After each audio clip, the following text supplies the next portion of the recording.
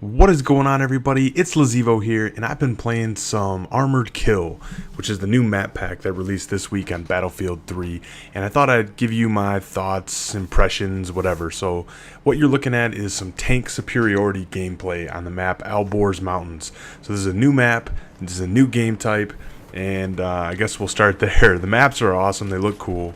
You can see this one's like kind of Rocky 4-esque, if you remember the montage when he's training in Russia. Kind of looks like that. Snow's everywhere, side of a mountain, tanks everywhere. You can just kind of like haul ass down these mountains. It's pretty cool. There's new tanks. This vehicle I'm in right now is called a tank destroyer, which it's kind of more maneuverable, I guess. This is what I've noticed. Like I said, I'm not an expert on this, but what I've noticed is that the turret turns quicker, the vehicle maneuvers more quickly than, say, like a normal tank, and it's got a anti-tank cannon that does a pretty good job of taking out vehicles, as you can see right there. This is pretty cool about this map. You can kind of wander around on the ice. I guess you got to be careful because you can actually go through the ice. That happened to us. I think if you shoot underneath vehicles, it breaks it up, and if you do it enough times, the vehicle will sink right in. I've seen these things go under, so pretty crazy. That's more of the Battlefield 3 destructible environment for you. But you can see it's kind of this game type is basically like Conquest with only 1 point on the map.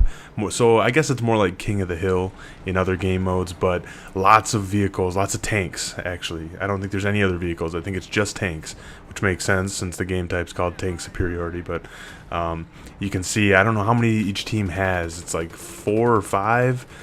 You'll get like 1 Abrams and 3 tank destroyers, whatever they're called, something like that. I don't know exactly the ratio because it's hard to tell. They're constantly spawning in, but that's one good tip, I guess, is when you start and you spawn in this game, just wait for a vehicle. Don't take off running. These maps are huge, and if you do, you'll be running forever, like forever.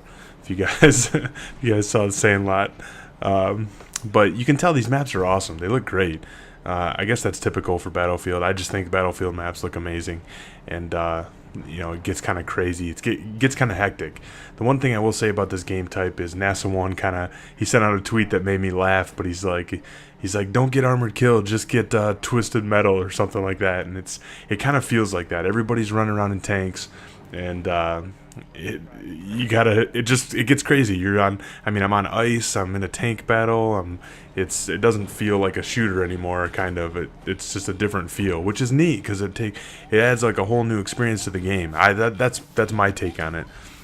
And you do have the ability to hop out of vehicles and play it in a normal fashion, as you can see right here.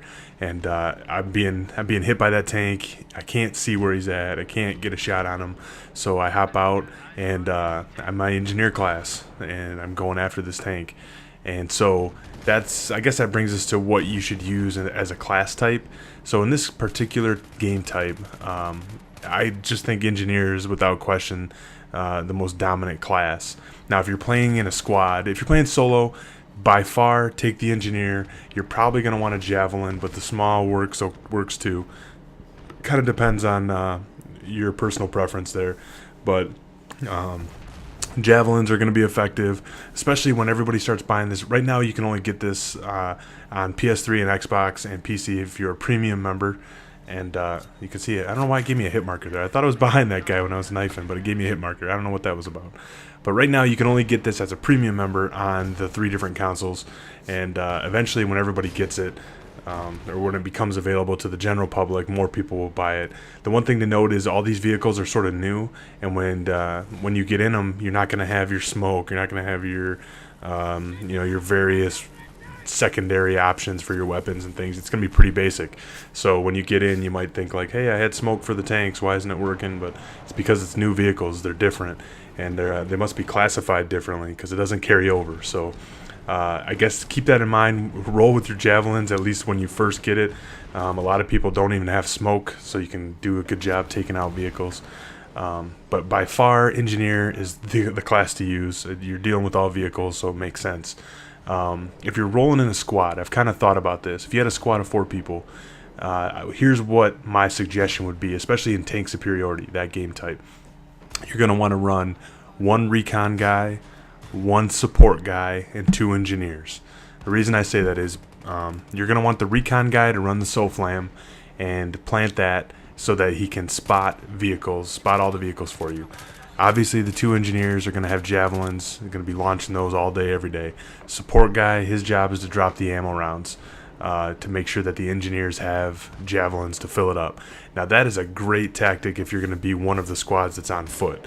And I think there's enough vehicles to kind of say have one squad on foot, one squad in the trying to dominate the vehicles, and I think that would be a pretty effective strategy. I've kind of thought about it, how I could improve right here.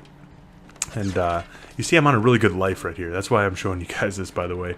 I'm being suppressed by tanks. I'm out of a tank. I'm in tanks.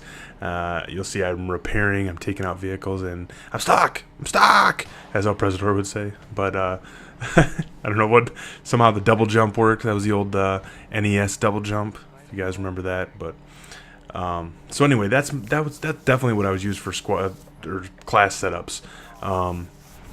It just seems to be smart. But definitely, if you're rolling solo, go the engineer, SMAW or javelin, whatever you prefer, and stick to the vehicles. Do what you can to keep the tanks alive. The tanks are really important, and they take a little bit to respawn and come back. Like I said, the maps are huge, so it's going to take a while to get them back over to the actual conquest point or the King of the Hill tank superiority point. But your primary objective is just to hold that until the tickets run out, and use tanks and destroy tanks and stuff in order to do that. And you see, I'm just right now. I don't have a vehicle. I can see one of my squad mates, Soldier Pyro. We play together on Battlefield fairly often, but he's the only guy I know that has premium right now. So he's spawning in. He's getting a tank, and he's on his way over. But right now, I'm sort of dealing. I got my hands full. There's 2 tanks right there. And I'm just about out of RPGs. I think I got 2 left here, which is, if I'm lucky, that might disable a vehicle. So, sort of wasted that one. But I'm hoping he gets over here. I think he's on his way. You'll see me. He gets into a battle with the 1 remaining tank at the top of the hill. And then I do my best job to keep him alive in that fight. So as he comes over, he's going to be firing at the other tank. I'm coming in to repair and do my job, and just kind of hanging out on the hill right now. Not a whole lot of danger because we have the main point the whole time here. So not much else to do except distract these tanks, keep them from making it down the hill. And even if they do, I want them to be damaged by the time they get to the bottom, so that our tanks at the bottom can have their way with them. So anyway, that's pretty much his game type. Hold that point as long as you can and survive amidst the chaos. You see me just doing my job here, repairing the vehicles. That's pretty much what you got to do. Now, some of the other game modes I played Conquest, and I don't believe I've played Rush yet in the armored kill maps, but the AC-130 is one of the new things that they added. You'll probably be seeing some gameplay of that from me. That thing just pounds the map. If you fire that at objectives, especially in Rush, you can just rack up kills. Just the attacking team gets it, and it just rains down fire. I like how they handled it in Conquest. One of the Conquest points acts as a radio tower or radio station to the AC-130s. So whatever team holds that point gets the gunship, which is pretty neat. It kind of adds priority to that location on the map. I don't know. It adds a precedent, so they're not all Conquest points are equal. Consider it like the B flag in Call of Duty. The one that everybody's fighting over. That's the one you want to hold because you get the gunship, which gives you kind of heavy firepower from the air. It's a little overpowered, maybe. Some people probably say that, especially in Rush, but in Conquest, I like the way they handled it. I think it's done fairly well. You got jets in the air that can take it out. There's lots of vehicles going on. So, but definitely when the AC-130 is in the air, your primary objective, if the enemy team has it, is get that thing out of there because it'll just sit there and pound you. So pull out your stingers.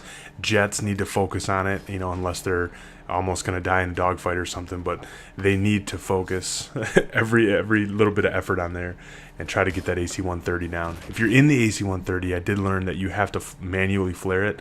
For some reason, when I first got in it, I was thinking it was automatically flaring, and I'm like, man, why am I dying so much? But I think you have to hit the left bumper to flare that thing.